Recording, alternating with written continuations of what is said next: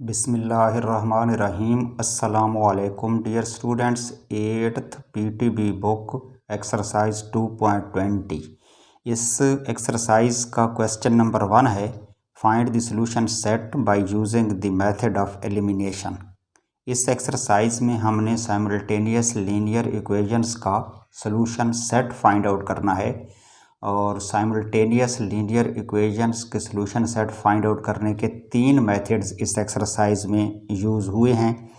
Question number 1 में हमने elimination method इस्तेमाल करके सॉल्यूशन सेट निकालना है। क्वेश्चन नंबर 2 में वो कह रहा है कि सब्स्टिट्यूशन मेथड इस्तेमाल करें और क्वेश्चन नंबर 3 में ग्राफिकल मेथड है। तो आज हम क्वेश्चन नंबर 1 करेंगे जिसमें एलिमिनेशन मेथड इस्तेमाल हो रहा है। तो आइए शुरू करते हैं इसके पार्ट नंबर 1 से।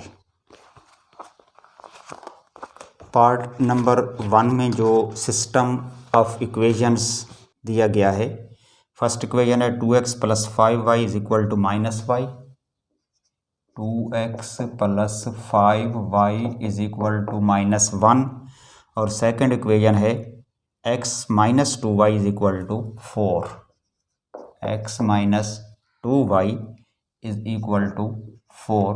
तो ये दो इक्वेशंस हैं।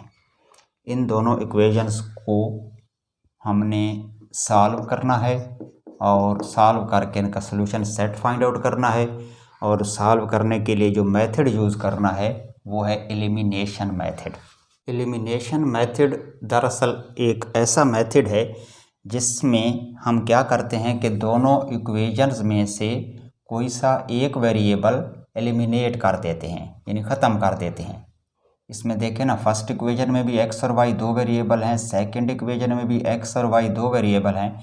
तो कोई ऐसा तरीका करें कि एक वेरिएबल ख़त्म हो जाए यानी एलिमिनेट हो जाए, बाकी सिर्फ एक वेरिएबल बच जाएगा सिस्टम में। तो उसकी हम वैल्यू निकाल लेंगे और फिर उसकी वैल्यू दोबारा पुट करके जो एलिमिनेट किया हुआ वेरिएबल था उसकी भी निकालेंगे। इसका तरीक़ाकार ये होता है कि इन दोनों इक्वेशंस में किसी एक वेरिएबल का जो कोएफिशिएंट है वो इक्वल कर लें। इसमें देखें ना, x का कोएफिशिएंट 2 है और सेकंड इक्वेशन में x का कोएफिशिएंट 1 है और फर्स्ट इक्वेशन में y का कोएफिशिएंट 5 है और सेकंड इक्वेशन में y का कोएफिशिएंट 2 है। या तो आप दोनों इक्वेशंस में y का जो कोएफिशिएंट है वो इक्वल कर लें या फिर x का इक्वल कर लें, किसी एक वेरिएबल का कोएफिशिएंट इक्वल करें और फिर प्लस माइनस करेंगे तो वो वेरिएबल जो है एलिमिनेट हो जाएगा। तो एलिमिनेशन मेथड में जो पहला काम है वो यही करना है कि किसी एक वेरिएबल का जो कोएफिशिएंट है वो इक्वल करना है।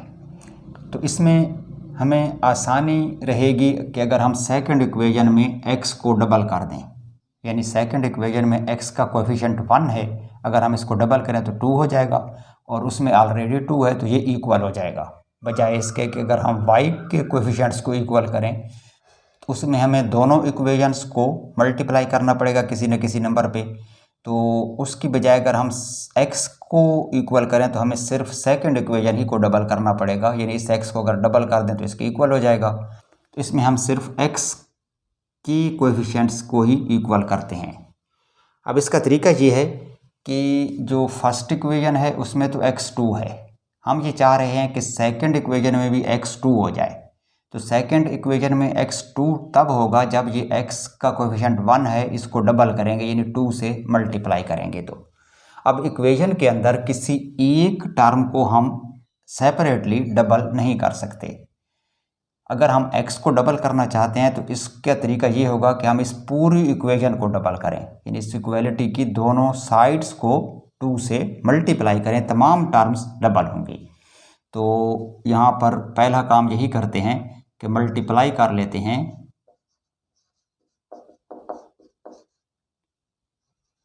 कौन सी इक्वेशन को, इक्वेशन नंबर 2 को, और किससे मल्टीप्लाई कर रहे हैं 2 से, ताकि ये पूरी जो इक्वेशन है वो डबल हो जाए। तो अब इसकी जो लेफ़्ट साइड है वो है x - 2y, इसको भी मल्टीप्लाई कर दें 2 से, और इसकी जो राइट साइड है 4 वो भी मल्टीप्लाई होगी 2 से। जिस नंबर से मल्टीप्लाई करेंगे किसी इक्वेशन को तो हम उसकी एक साइड को नहीं कर सकते, दोनों साइड्स को सेम नंबर से मल्टीप्लाई करेंगे। तो अब ये इक्वेशन हो जाएगी 2 × x, 2x -2 2s or 4y is equal to 2 4s or 8। तो ये जो है इक्वेशन, ये दरअसल इक्विवेलेंट है इक्वेशन नंबर 2 के, यानी इक्वेशन नंबर 2 और ये जो इक्वेशन नंबर 3 आई है, अगर हम इसको इक्वेशन नंबर 3 का नाम दे दें तो ये दरअसल सेम एक ही चीज़ है, ये दोनों आपस में इक्विवेलेंट हैं। जस्ट हमने 2 को डबल करके 3 ले ली है। तो अब 3 में जो x है उसका कोएफिशिएंट 2 है, यानी 3 इक्वेशन में 2x है और 1 इक्वेशन में भी 2x है, तो x जो है वो आपस में इक्वल हो गए हैं। अब हम इनमें से x को कैंसलेशन करवा सकते हैं या एलिमिनेट कर सकते हैं। तो इसका तरीका क्या है कि आप या तो 1 और 3 इक्वेशन को आपस में ऐड कर दें या इनका डिफरेंस ले लें, यानी सब्ट्रैक्शन कर लें। तो अब कौन सा ऑपरेशन करना है, एडिशन या सब्ट्रैक्शन, इसका फैसला होगा x के साइंस पर। इक्वेशन नंबर 1 में जो 2x है वो प्लस है, इक्वेशन नंबर 3 में जो 2x है ये भी प्लस है। अगर हम इनको ऐड करते हैं तो 2x प्लस 2x 4x हो जाएगा, x एलिमिनेट नहीं होगा। हमारा टारगेट क्या है कि हमने x को ख़त्म करना है, एलिमिनेट करना है या कैंसिल करवाना है। तो ये कैंसिल तब होंगे जब एक तरफ 2x प्लस है और दूसरी तरफ 2x माइनस आ जाए, तो प्लस 2x और माइनस 2x कैंसिल हो जाएंगे। तो इसके लिए फिर हमें सब्ट्रैक्शन करना होगी, यानी फर्स्ट इक्वेशन से थर्ड इक्वेशन को माइनस कर लें, सब्ट्रैक्ट कर लें, तो इसका साइन चेंज हो जाएगा, -2x हो जाएगा और वो +2x है, तो इस तरह से x जो है वो एलिमिनेट हो जाएगा। तो अब हमने ऑपरेशन कौन सा करना है, सब्ट्रैक्शन का। यहाँ क्या लिखेंगे,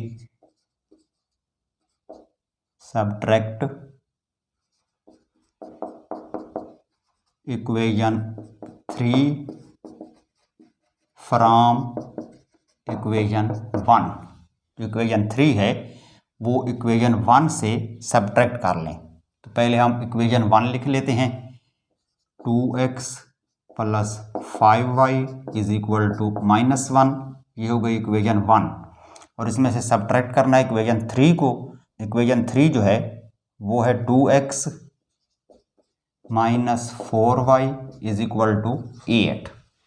और सब्ट्रैक्शन में चूँकि साइन चेंज किए जाते हैं सेकंड नंबर वाले एक्सप्रेशंस के, इसमें सेकंड नंबर पे 2x है जो कि प्लस है, साइन चेंज होगा तो माइनस हो जाएगा, 4y का साइन चेंज होकर प्लस हो जाएगा, और इस तरफ जो 8 है वो प्लस है, उसका साइन चेंज होकर माइनस होगा।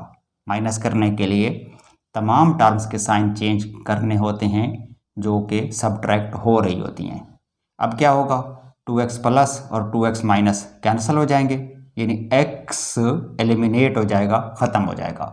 बाकी क्या बचेगा, 5y और नीचे 4y। 4y भी अब प्लस है, 5y भी प्लस है, तो ये दोनों ऐड हो जाएंगे, 4 + 5 9y, और इस तरफ 1 माइनस है, 8 भी माइनस है, तो ये हो जाएगा -9, यानी 9y इज इक्वल टू -9।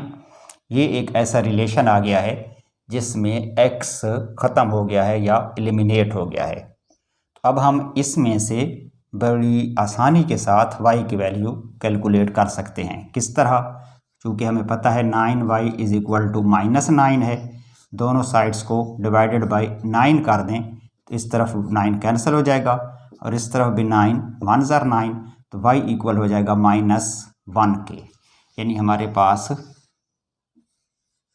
जो y की वैल्यू आ रही है वो है -1। एक वेरिएबल y की वैल्यू हमने निकाल ली है।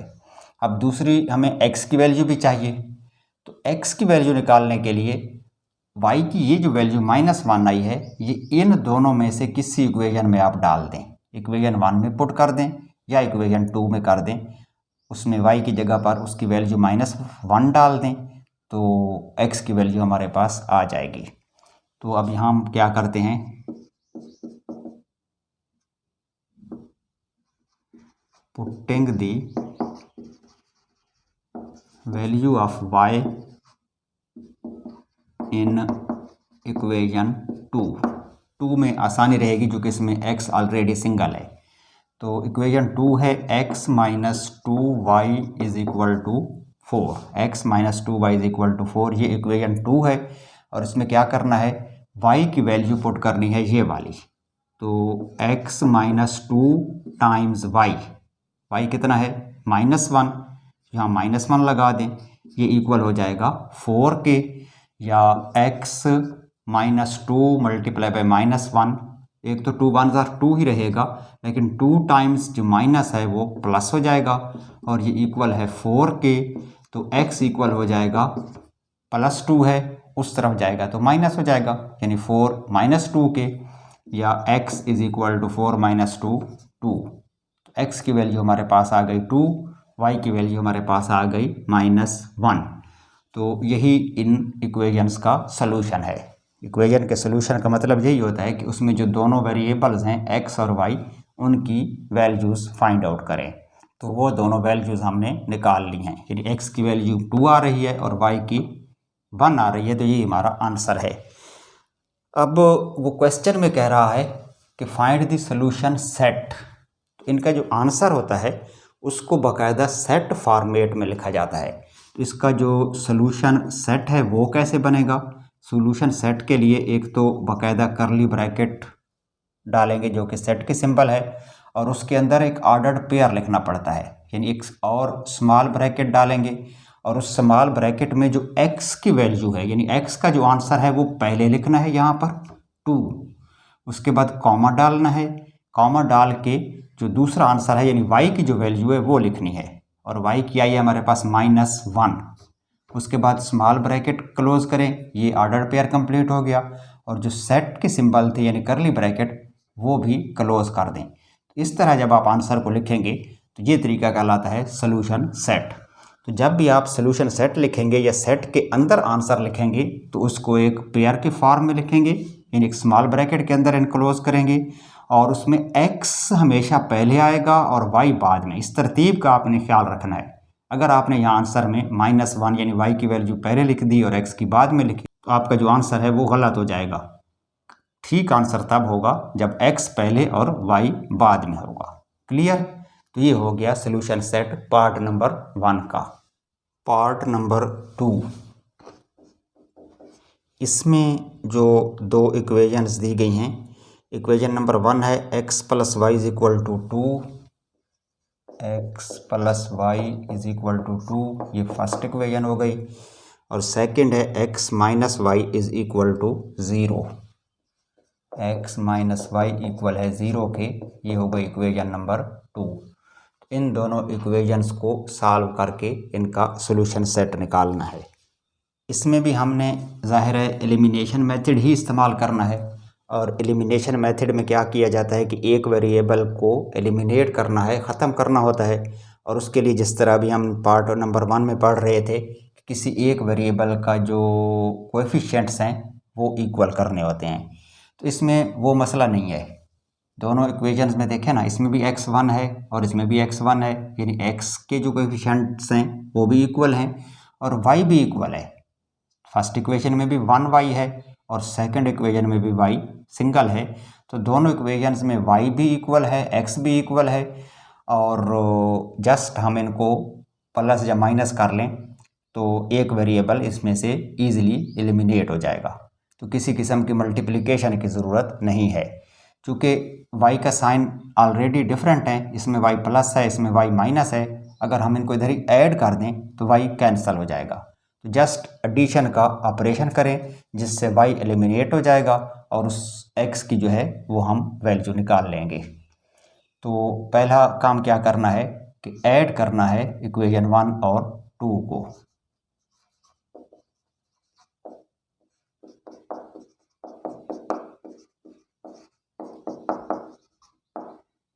Adding equation 1 and equation 2। Equation 1 क्या है? x + y = 2। इक्वेशन 2 क्या थी? x - y = 0। चूँकि हम इनको ऐड कर रहे हैं तो एडिशन में साइन चेंज नहीं होते, किसी किस्म के साइन चेंज नहीं करने, जस्ट ऐड कर दें। इधर 1x है, इधर भी 1x है, इन दोनों को ऐड करेंगे तो ये हो जाएगा 2x। y प्लस है, y माइनस है, ये कैंसिल हो जाएगा, यानी एलिमिनेट हो जाएगा, और इक्वेलिटी के राइट साइड पे 2 है, उसमें 0 ऐड करें तो उसने 2 ही रहना है।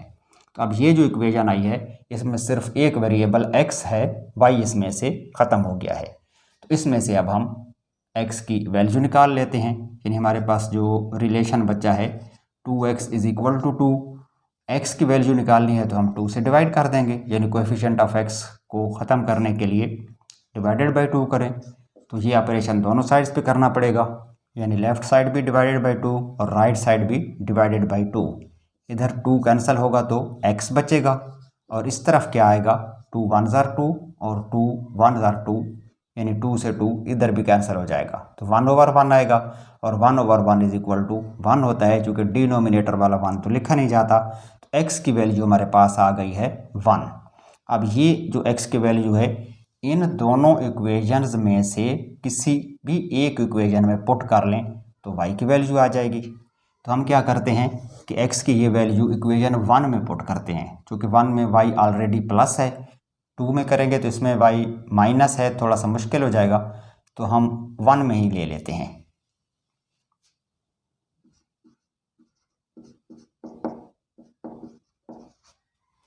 Putting value of x in equation 1, और इक्वेशन 1 क्या है, x plus y is equal to 2, यानी x प्लस वाई 2 के इक्वल है और x की वैल्यू 1 है तो x की जगह पर 1 लिख लें और plus y is equal to 2 हो जाएगा और ये 1 उस तरफ ट्रांसफ़र होगा तो माइनस हो जाएगा, यानी y इक्वल होगा 2 माइनस 1 के, या y इज इक्वल टू 1 आएगा।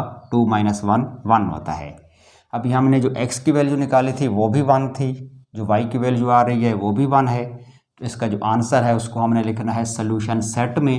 तो इसका जो सोल्यूशन सेट होगा वो कुछ यूं बनेगा, एक तो ज़ाहिर है सेट होगा, उसके अंदर ऑर्डर्ड पेयर लिखना है और ऑर्डर्ड पेयर को लिखा जाता है स्मॉल ब्रैकेट में, ब्रैकेट डाल लें, उसके अंदर पहले आपने x लिखना है, यानी x का जो आंसर आया था ना, x इज इक्वल था 1 के, तो ये 1 पहले लिखेंगे, कॉमा डाल के जो y वाला आंसर है वो बाद में लिखेंगे, फिर स्मॉल ब्रैकेट क्लोज करेंगे और उसके बाद सेट को क्लोज कर देंगे। तो ये हो गया इसका solution set. Clear. Part number 3, इसमें जो दो इक्वेशंस दी गई हैं उसमें फर्स्ट इक्वेशन है 2x plus 3y is equal to 3, 2x plus 3y is equal to 3, ये हो गई इक्वेशन नंबर 1। और सेकंड है x plus 5y is equal to 5, x plus 5y is equal to 5, ये हो गई इक्वेशन नंबर 2। इसको भी हमने सॉल्व करना है एलिमिनेशन मेथड से, और एलिमिनेशन मेथड में क्या किया जाता है कि किसी एक वेरिएबल को एलिमिनेट किया जाता है और उसके कोएफिशिएंट्स को इक्वल करके ही उसको एलिमिनेट हम कर सकते हैं। तो इस केस में y जो है इधर 3 है इधर 5 है, उसको हम इक्वल नहीं करेंगे, x को करेंगे। चूँकि फर्स्ट इक्वेशन में x 2 है और सेकंड में x 1 है, तो जस्ट हम सेकंड इक्वेशन को अगर डबल कर दें तो x इक्वल हो जाएंगे और फिर सब्ट्रैक्शन करके हम x को कैंसिल करवा देंगे। तो पहला काम हमने ये करना है कि जो सेकंड इक्वेशन है उसको डबल कर दें, यानी मल्टीप्लाई कर दें 2 से। तो यहाँ क्या लिखेंगे, मल्टीप्लाई इक्वेशन नंबर 2 बाई 2।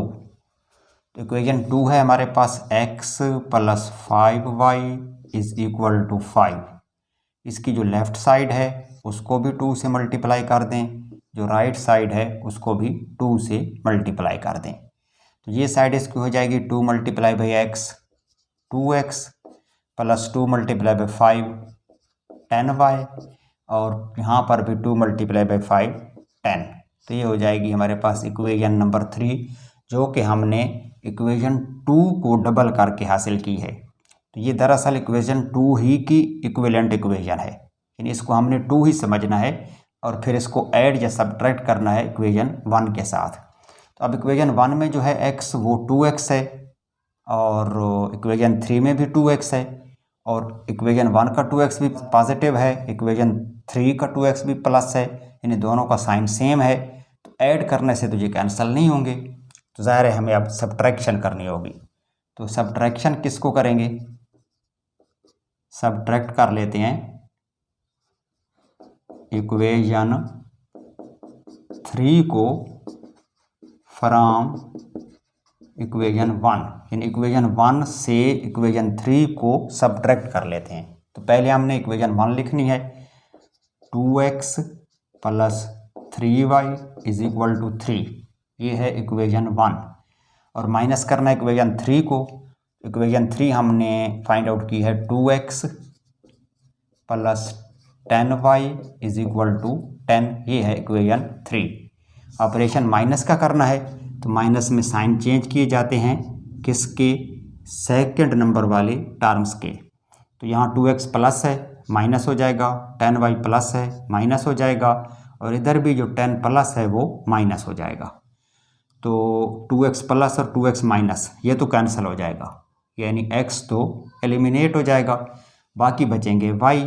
तो y कितने बचेंगे, 3y प्लस हैं और 10y माइनस हैं, तो माइनस वाले ज़्यादा हैं, बाकी माइनस के बचेंगे कितने, 10 में से +3 निकाल लें तो 7y माइनस हो जाएंगे।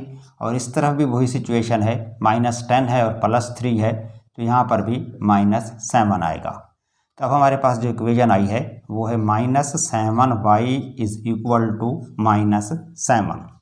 चूँकि इसमें से हमने y की वैल्यू फाइंड आउट करनी है, तो कोएफिशिएंट ऑफ y है -7, उस नंबर से डिवाइड कर दें, लेफ़्ट साइड को भी और राइट साइड को भी। तो इधर भी -7 कैंसिल हो जाएगा, सिर्फ y आएगा, और इधर भी -7 कैंसिल होगा तो 1 आएगा। -7 से -7 कैंसिल होगा तो 1/1 इज इक्वल टू 1 ही रहेगा। तो y की वैल्यू हमारे पास आ रही है 1 के इक्वल, यानी y जो है वो इक्वल आ रहा है 1 के। अब x की वैल्यू फाइंड आउट करने के लिए y की ये जो वैल्यू है इक्वेशन नंबर 2 में पुट कर दें, क्योंकि 2 में x ऑलरेडी सिंगल है तो इसमें हमें आसानी रहेगी।